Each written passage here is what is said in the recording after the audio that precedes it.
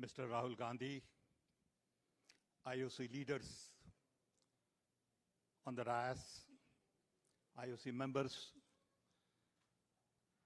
Silicon Valley friends, ladies and gentlemen, good evening. It is indeed a special privilege and honor for me to be here to welcome Mr. Rahul Gandhi to the US.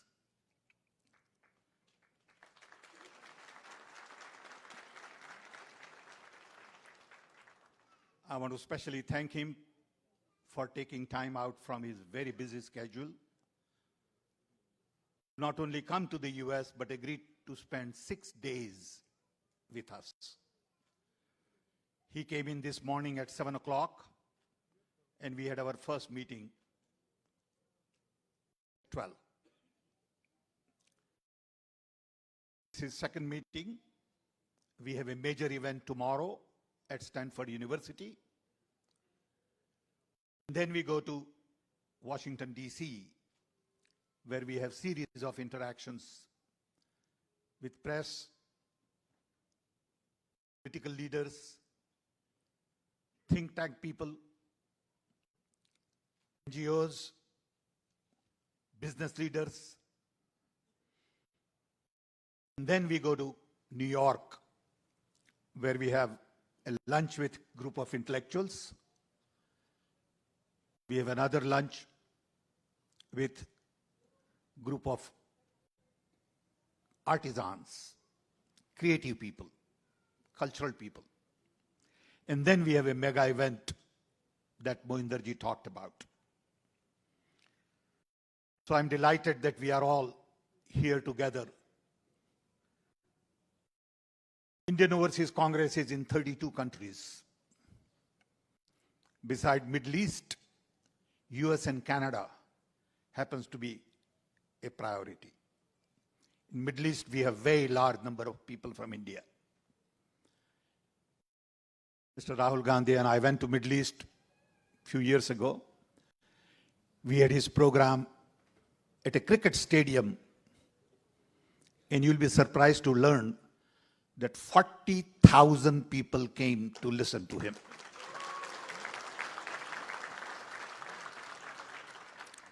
We had 1,100 buses lined up. It is a major task whenever we organize an event for him. I get hundreds and hundreds of requests to meet him personally, talk to him, give me photo opportunity. And unfortunately, we have not been able to meet all the requests because of the time constraint. But I must say the enthusiasm during this visit is much more than I have ever seen before. Partly because of victory in Karnataka, and mainly because of his walk.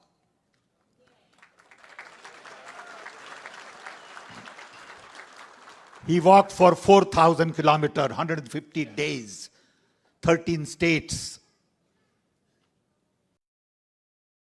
and met thousands and thousands of people. The images that I have seen where 50,000 people walk with him is absolutely mind-boggling. I believe this has been a turning point in many ways, not only for our party, for Mr. Rahul Gandhi, and for India.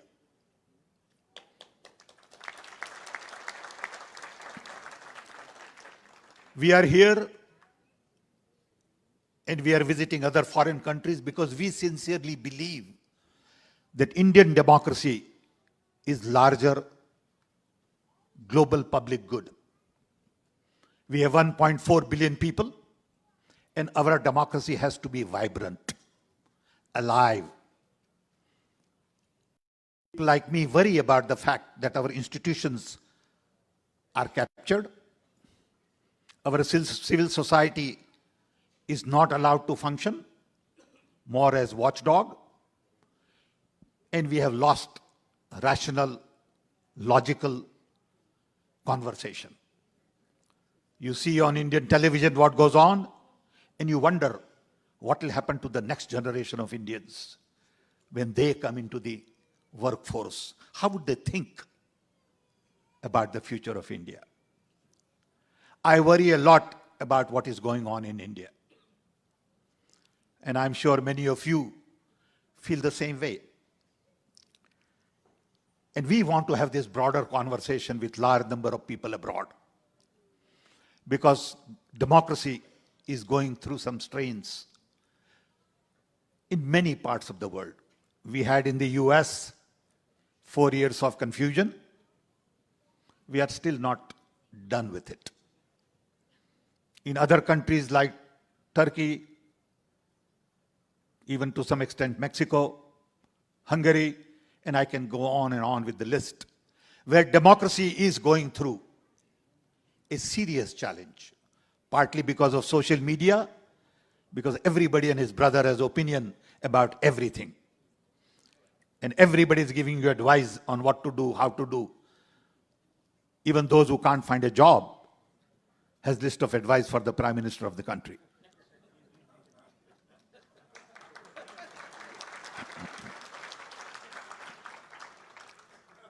And I must give you this little example. Allow me to take a minute. You know, in Rajiv Gandhi era, I had gone to Madhya Pradesh, and Jairam Ramesh was with me, and we were at the airport. And some young man was staring at me. I saw him in a crowd. Same young man came to Chief Minister's house outside. Same young man came to Governor's house. And while we were leaving Bhopal, he was at the airport. So I told Jairam, I said, Jairam, get that guy. I want to talk to him. So I called him. He came to me and I said, you have been staring at me everywhere. What's the problem? So he said, sir, I'm so happy that you spotted me. He said, I have this letter in which I have listed everything that Rajiv Gandhi should do. I said, that's interesting. He said, what is it? He said, I have outlined a complete plan for the nation. And if Rajiv Gandhi would just follow this, he will be Prime Minister for 15 years. So I said, that's very interesting. What do you do? He said, I'm looking for a job. Only in India you find people, and he had the guts. And he sincerely believed that he knows how to solve Prime Minister's problem, but he can't get a job. Today in India, job is a major situation, major crisis. We are not creating the kind of jobs we need to create. Tomorrow we have a plan to visit a group of experts through Sean to discuss AI. On one hand, new technology is going to eliminate jobs. On the other hand, we need many more jobs. So our challenges are very special. And we need young mind like Rahul to lead the country. We need someone with open mind.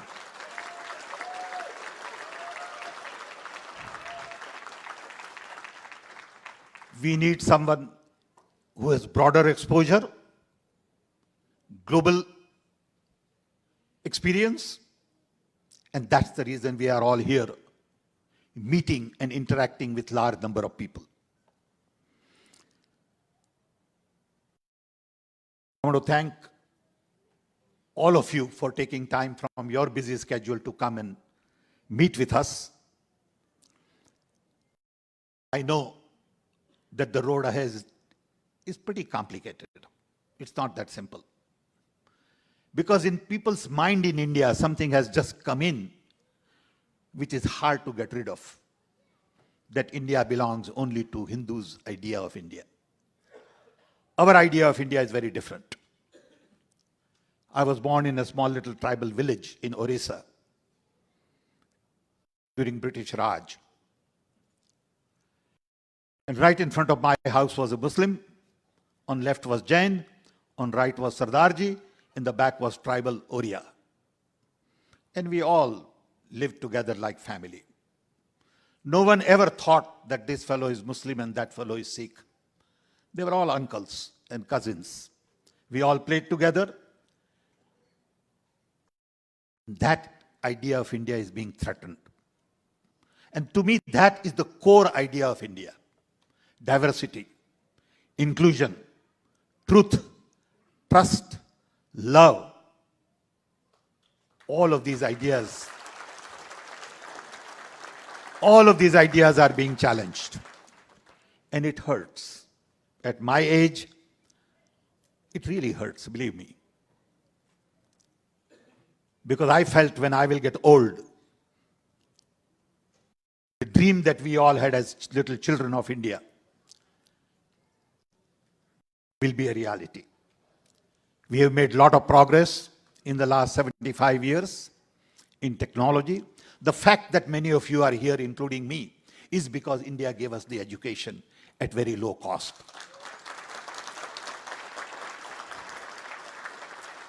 The credit goes to our founding father, Pandit Nehru and others, who had the vision to build IITs, IIMs, laboratories, space programs, atomic energy. And Rajiv Gandhi gave push to IT and telecom. I had a chance to work with him, and I will never forget the fact that he gave meaning to my life. My life had no meaning except being an engineer.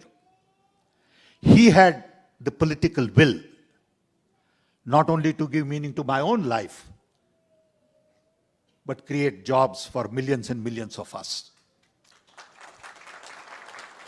And then when Prime Minister Modi says that nothing got done for 70 years, it hurts.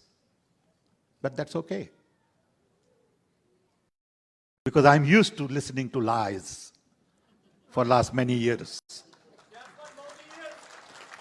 So I have nothing against individual.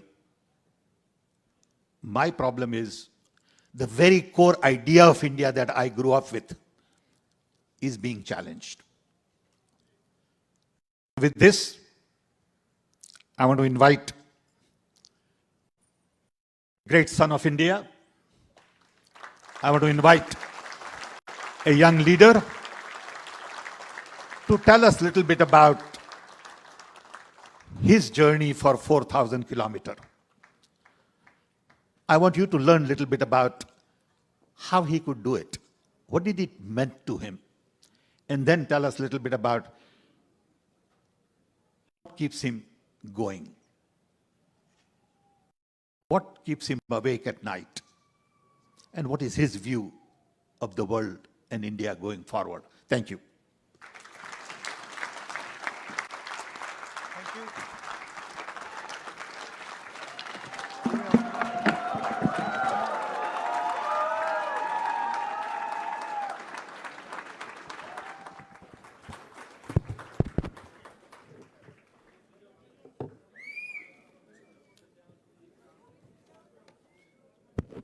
Mr. Sam Pitroda, Mohinder Singh ji, Sahab Bullar ji, Sandeep Vagela ji, Gurpreet ji, Shan Sankaran ji, Madhu Eragu ji, brothers and sisters, friends, and I don't see the children who sang, but where are they? Yeah. I'd like to welcome all of you and thank all of you for coming here. And also thank the wonderful children for the song they sang. It was sung very movingly and very well.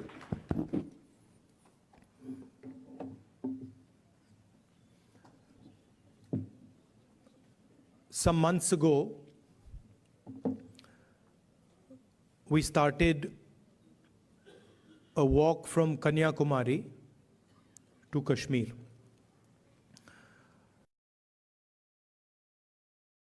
Prior to walking, we were finding that the normal tools that we used to use for politics, conversations like this, public meetings was simply not working anymore. All the instruments that we needed to do politics in India, they were controlled by the BJP and the RSS. You know, people are threatened, cases are put on people, agencies are used on people. So we also are finding that in some way it had become quite difficult to act politically. And that's why we decided to walk from the southernmost tip of India to Srinagar. And when we started, I thought, okay, देखेंगे क्या होता है.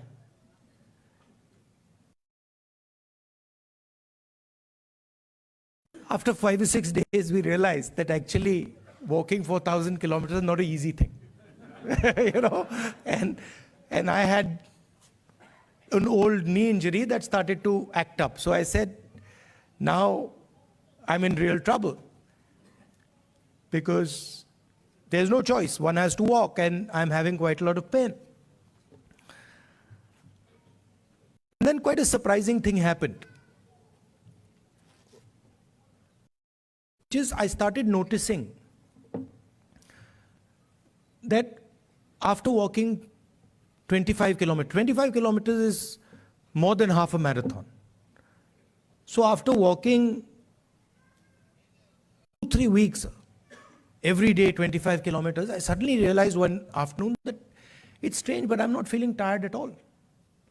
I get up in the morning, 6 o'clock we used to start, and we used to end walking at about 7:38 in the evening, and I was like, this is very strange. I'm not feeling tired at all. What is this? And then I started asking people around that, भाई, ये हो क्या रहा है? आपको थकान हो रही है? Everybody is saying to me, थकान तो नहीं हो रही. It's very strange. We're not feeling tired. So I started to think about it, and I realized that actually what was going on was that it was not us that was walking. It was India that was walking with us. Right? And the large mass of people who were coming, all religions, all communities, everybody, kids, they were creating an atmosphere of love and affection where nobody was feeling tired. Almost as if everybody was walking together. सब जुड़ के चल रहे थे और उसमें किसी को थकान नहीं हो रही थी, एक दूसरे की मदद हो रही थी. And that's where we came up with the idea. नफरत के बाजार में मोहब्बत की दुकान खोली.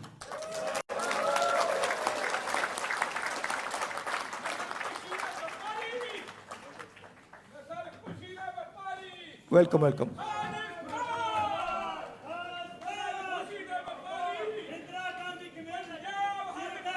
नफरत के बाजार में मोहब्बत की दुकान.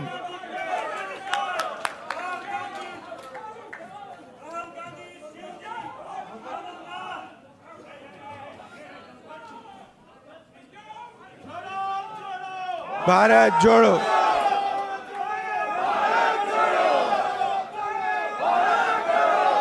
See, the interesting thing about us, about the Congress party, is we have affection towards everybody. If someone wants to come and say something, regardless of what they are saying, we're happy to listen to it. We're not going to get angry. We're not going to get aggressive. We'll nicely listen to it. In fact, we'll be affectionate to them. We'll be loving to them, because that's our nature.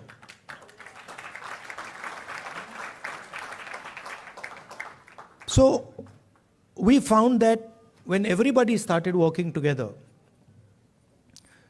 completely different type of energy started coming. And I noticed that the government tried everything. मतलब जो भी उनमें ताकत थी उन्होंने यात्रा को रोकने में लगा दी, भी से उतार दिया, पुलिस को यूज किया, मगर कुछ काम नहीं कर रहा था. और जो यात्रा का इफेक्ट था वो बढ़ता जा रहा था.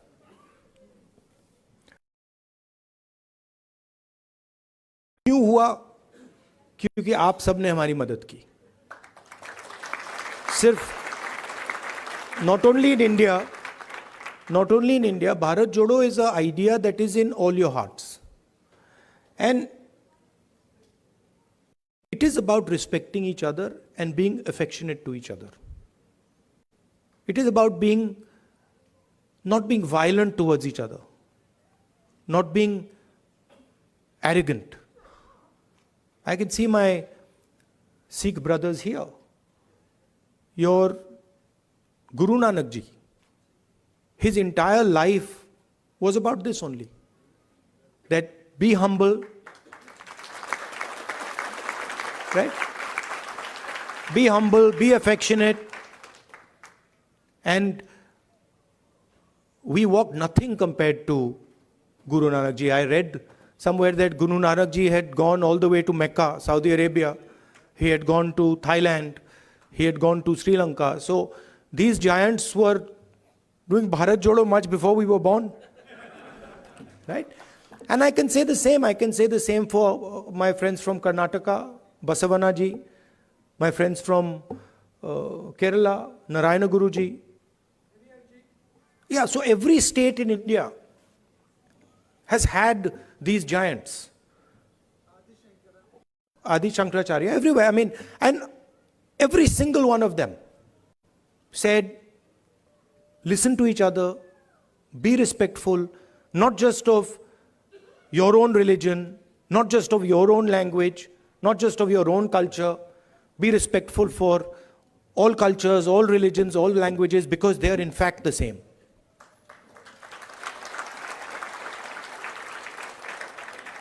And the assault that is taking place in India, it's taking place on our way of life. Sam Pitroda ji said that he grew up with all people living happily. Different languages, different religions. And that is what is being attacked.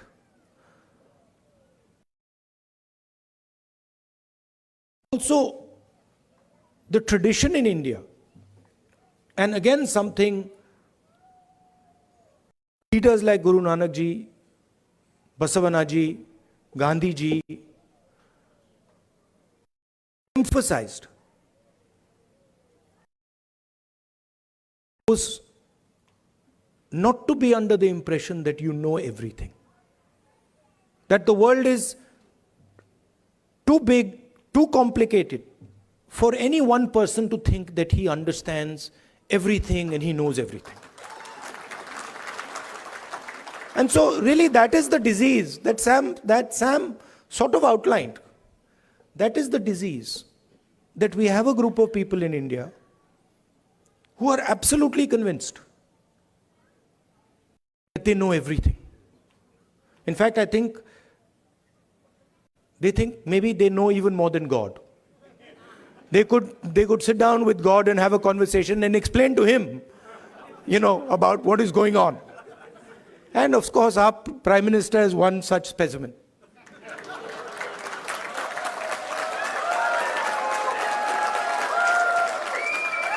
I think if you sat Modi ji down next to God, Modi ji would start explaining to God how the universe works. Right? Yes, and God would get confused that what have I created?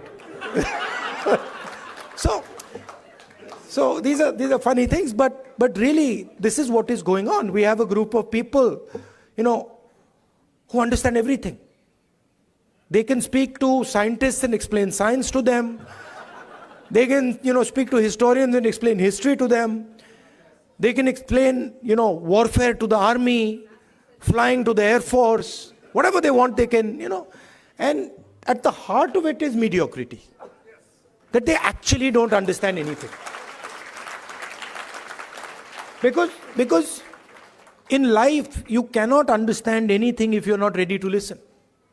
There's something, the biggest lesson I learned from Bharat Jodo Yatra, that there is something to learn from everybody.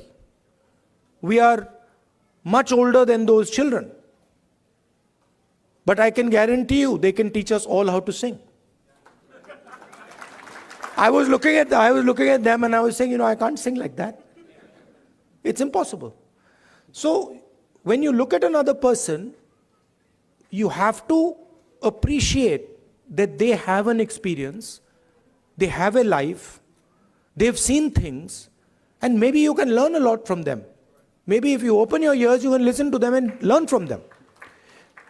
And that is actually the Indian tradition. If you look at our country, you will find that our country has the ability to absorb any idea that comes. India has never rejected any idea. Everybody who has come to India has been received with open arms, and their ideas have been absorbed in India. And that is the India that we like.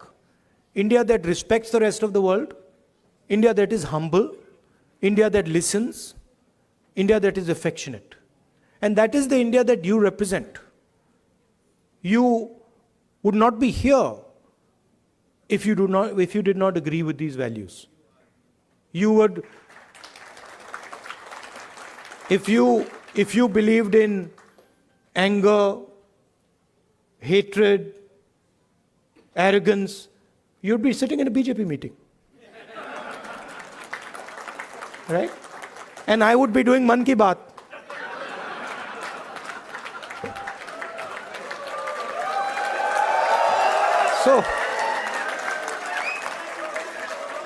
So thank you very much for holding up the Indian flag in America, showing the American people what it means to be Indian, respecting them, respecting their culture, learning from them, and also allowing them to learn from you. You make us all proud.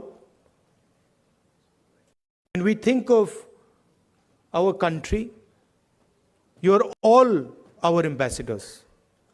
When America says Indian people are extremely intelligent, Indian people are masters of IT, Indian people are respectful, all these ideas that have come, they've come because of you and because of your actions and your behaviors. So I thank you very much for that.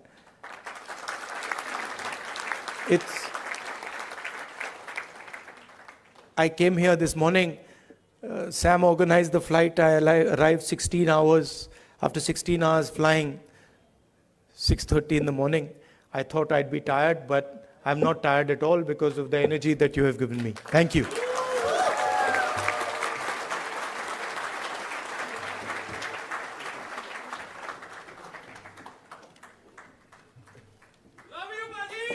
Love you, love you. Now they've asked me to answer your questions. Yes. See that few questions. That also would not happen in a BJP meeting. Yes. No questions there. Okay. Only answers. Thank you. Yeah. Thanks, everyone. Could you please sit down? Thank you. Thank you. So we have many organizations which support. 4 or 5 questions. Yes, sir. Okay, quick. Yes. Or opinions. It doesn't, whatever. Yes. Yeah, but So when we you have. ask people questions, they automatically assume opinion is included. Yes. So we have women who played major contribution for this program to be successful. We have women empowerment organization which helped us to make this event successful. So they have a question specific to women, and I would request Ms. Jhansi Reddy garu to ask that question. Mic. Just give me the other mic. Welcome, Rahul ji, for California. And as a Women Empowerment Telugu Association, my name is Jhansi Reddy.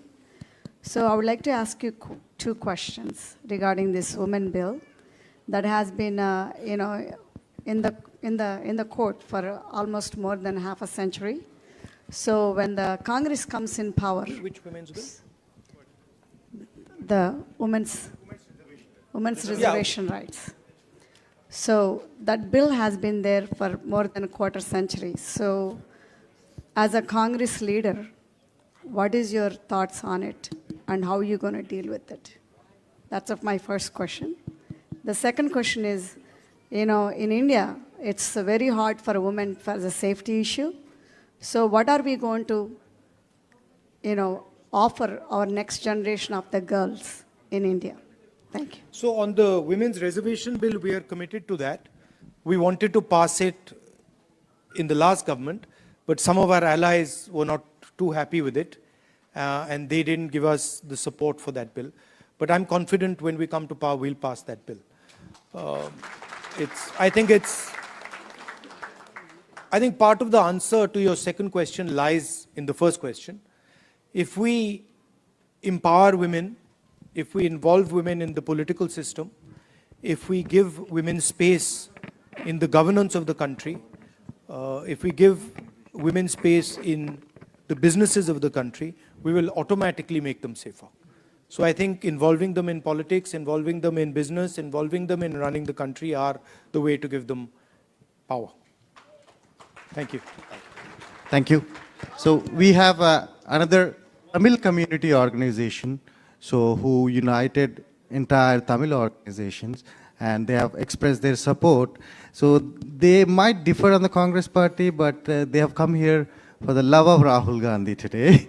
So I would like to invite Mr. Pugal, if you are here. Yeah. Thank you, Sandeep. Hello, Rahulji. My name is Pugal Anbu.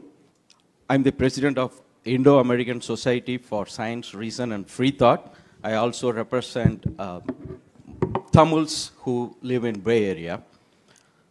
On behalf of our people and on behalf of people who believe in science, reason and free thought, I would like to point out we are honored, humbled and most truly proud of your journey about opening up the shops of love on the streets of hate all over the India.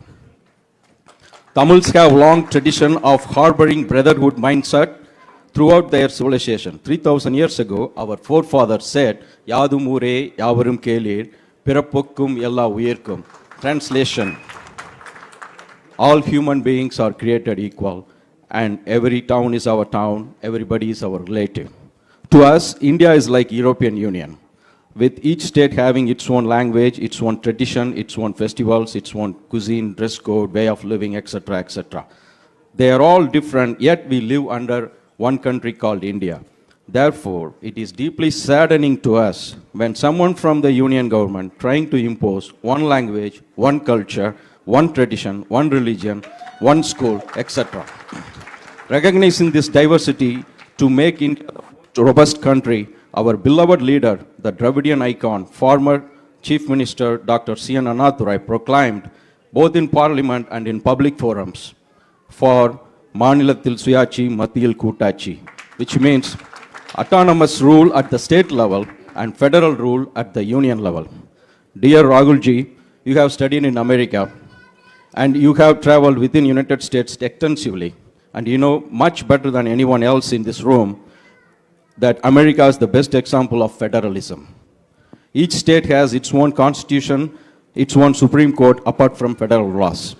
Whereas in India, Congress party did have its own share of problems in the past. But the times have changed. The new thinking has emerged, and you are the epitome of the new thinking. You are the beacon of hope on the streets of hate in India. Therefore, my question to you is that, like United States of America, what's your thought on making India as a true United States of India? Thank you, Ji. If you read our constitution, the definition of India in the constitution is a union of states.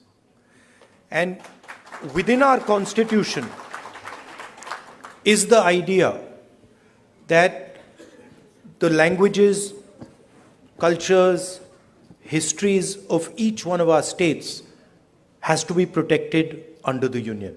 So what you're talking about is already incorporated in our constitution. It's already there. The BJP and the RSS are attacking that idea that you mentioned and also the Constitution of India. That's the fact. Now, for me personally,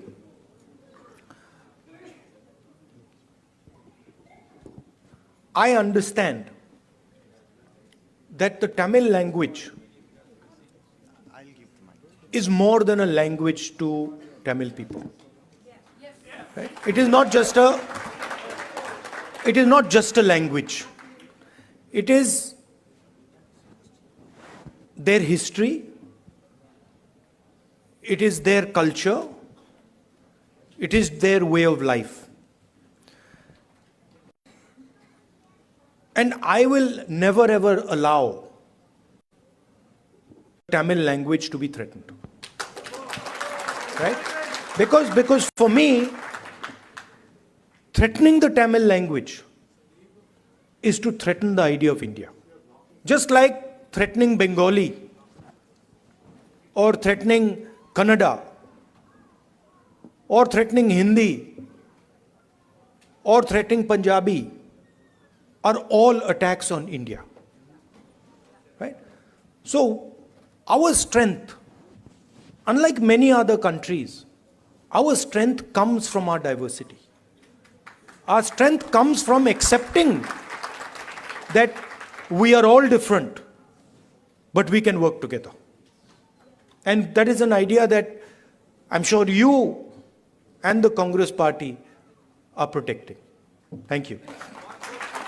Thank you. Thank you, everyone. Please put your questions brief, respecting everyone's time. I know you have opinions, but please put your questions brief. Next question is Mr. Karthik from Ambedkar King Study Circle.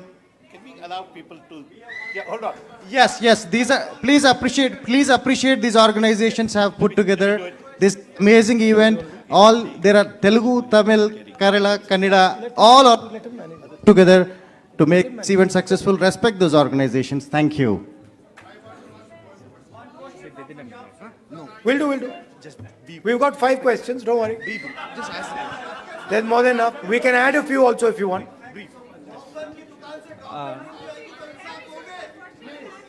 Hello Rahulji, I am Ganapati from the Ambedkar King Study Circle. First of all, welcome to San Francisco Bay Area. We wholeheartedly thank you for taking up the fight against the fascism. So this rise of fascism is not a mere coincidence. So we believe in the social and the economic equality in the society, and the inequality actually creates a conducive environment for fascism to emerge. So my question is what is the plan of the Indian National Congress to uproot the economic and the social inequality which creates this condition for fascism in the Indian subcontinent and also at the global level? One of the things that we are suggesting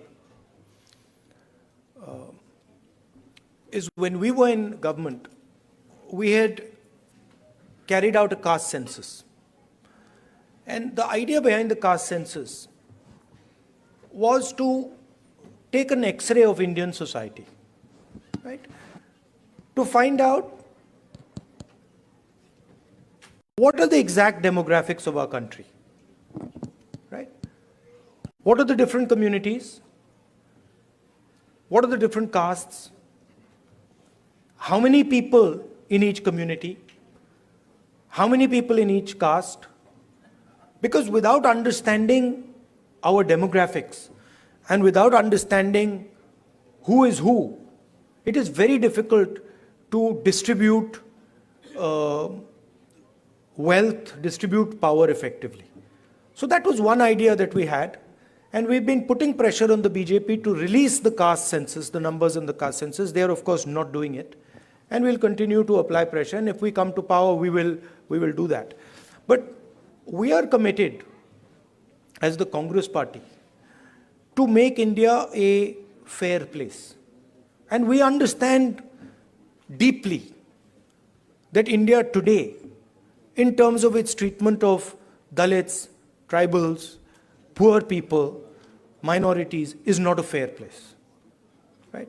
And there's many things that can be done. There is the Nyay scheme that we had, which was aimed at providing a minimum income to all Indians. There are ideas like Manrega.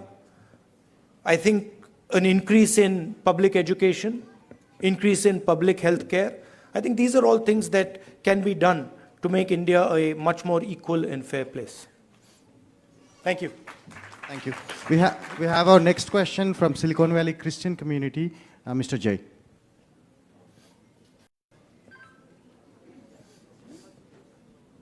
Rahulji, now the Parliament Lok Sabha seats are increasing to 888. What's your take on it? There's a proposal that Modi ji is actually working on. It is going to entirely be based on population. It is going to tilt, the orientation towards the highly populous states, getting more and more lion share of the revenues and everything. So how is it going to change everything? Minorities are going to get even more depressed. Majorities are going to be, making everybody vulnerable. So what's your take on it? I'd have to look at exactly how they're thinking about doing it. But I think one has to be very careful when one changes the representative structure of a country. So I'd be quite interested in understanding exactly how they've come up with the number 800 and what are the criteria that they're using. These things should not be done flippantly. India is a conversation. India is a negotiation between its languages, between its people, between its histories and cultures, and that negotiation has to be fair. Meaning, all parts of India, all the states of India should feel that there is fairness in the process of negotiation. If I see exactly how they're coming up with 800 and what is the design, then I would be able to answer whether I agree with the number 800, but I haven't seen the way they're calculating it. Distracting everybody with Thank- that new parliament, building opening, and Yes. giving the central. Yeah. He's distracting everybody.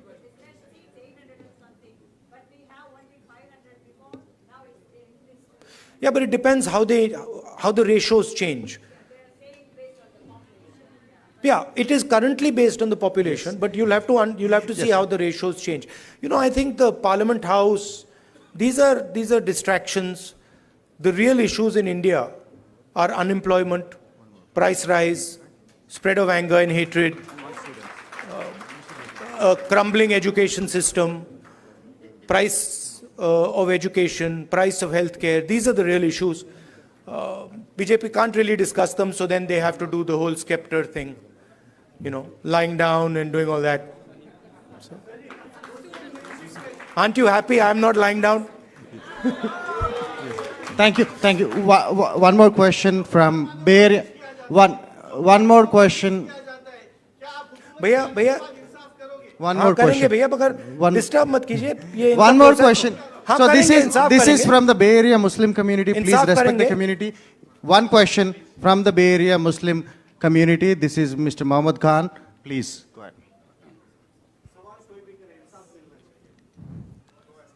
मिलेगा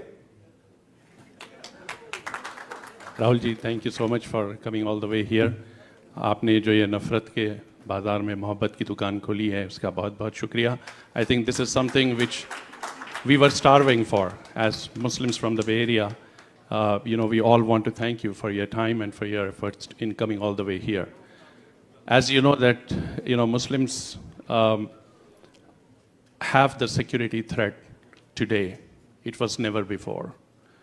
The way we see today, like whenever we call and talk to anybody, it's like, kya ho raha hai yahan pe? What's going on? There are so many different laws which are getting implemented, which were not even implemented earlier. If it is just of the security, it's okay. But then if it goes on and on, like inching up, ले लीजिए, Musliman बच्चों को जो है, they are putting in the jails for the crimes which they have not committed. What strategy will you adopt, or what hope are you giving to Indian Muslims, which is going to change the whole thing back to the point where we were and get back to the normal stream to develop India? The best way for me to explain that is the line, Nafrat ke bazaar mein mohabbat ki dukaan. That is the best way I can say it, which is that it is felt most strongly by the Muslim community, okay, because it is done most directly to them. But in fact, it is being done to all minorities. I can guarantee you that the same way you are feeling attacked, I can guarantee you my Sikh brothers are feeling the same thing. I can guarantee you my Christian brothers are feeling the same, sisters are feeling the same thing, right? I can guarantee you the Dalit community is feeling the same thing, tribal community is feeling the same thing, right?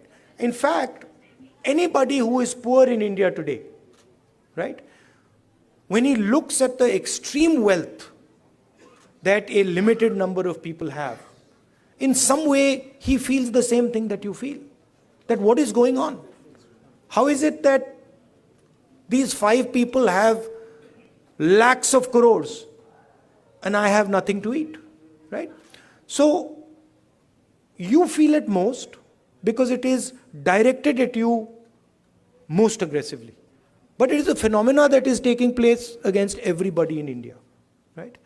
And you cannot cut hatred with hatred. It's impossible, right? You know that. You can only cut hatred with love and affection. And I was surprised at how easy it was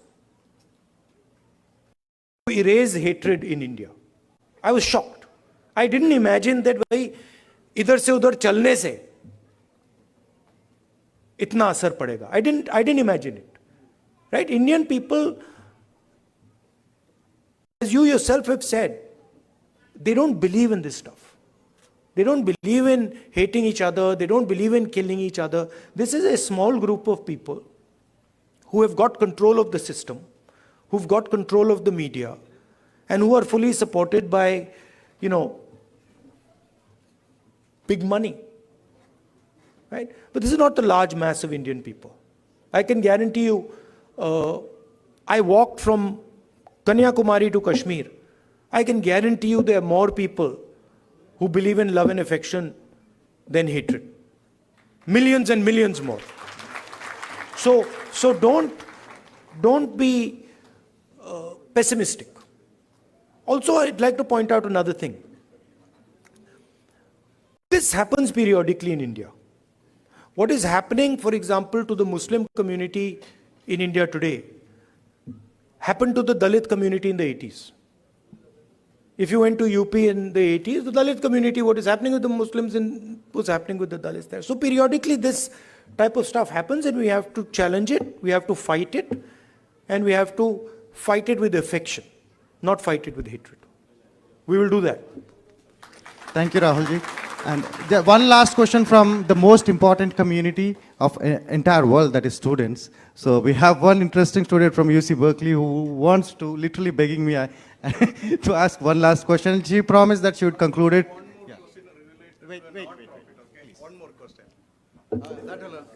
Welcome, Rahul sir, and thank you so much for your win in Karnataka. You've made a lot of people very, very happy. We've literally cried tears of joy, so thank you.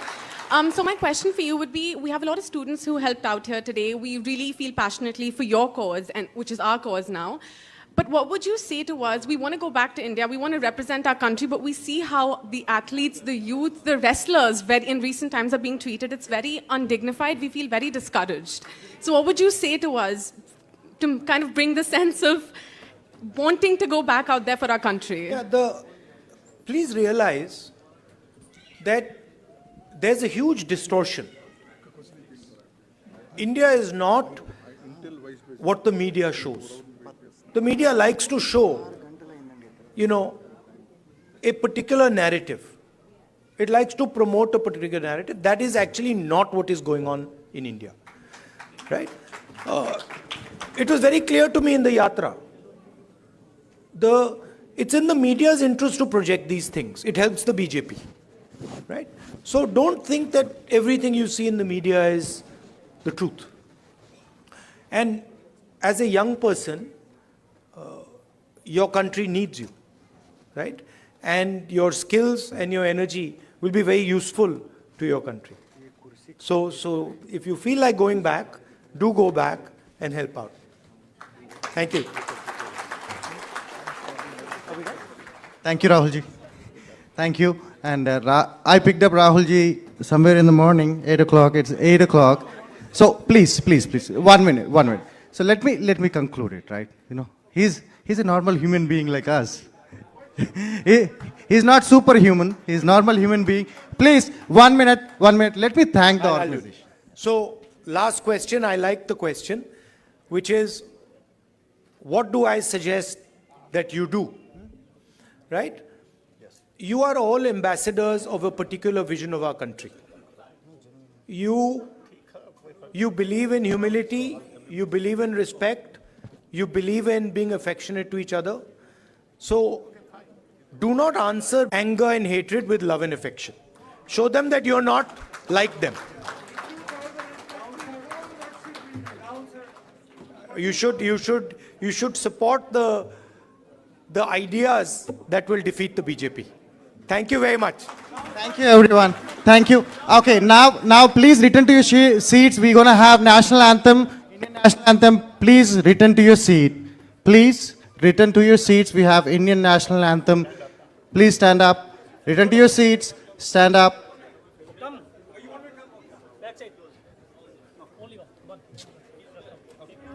Can you please go ahead?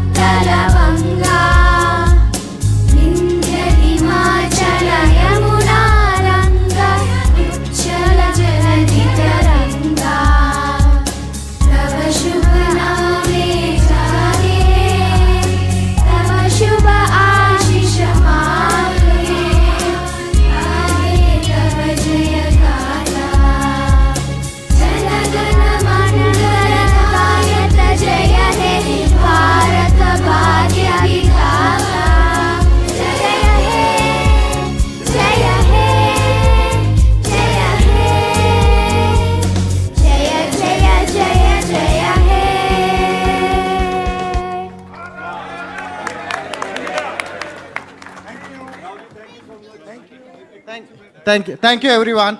Thank you. I would like to just. Selfie with the crowd. Yeah. No. So please, guys. Security. Huh? Okay. Okay. Everyone. No. Can you?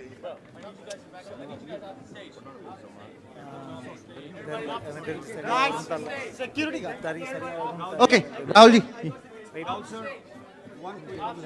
No, cushions are. If you don't mind. Yes.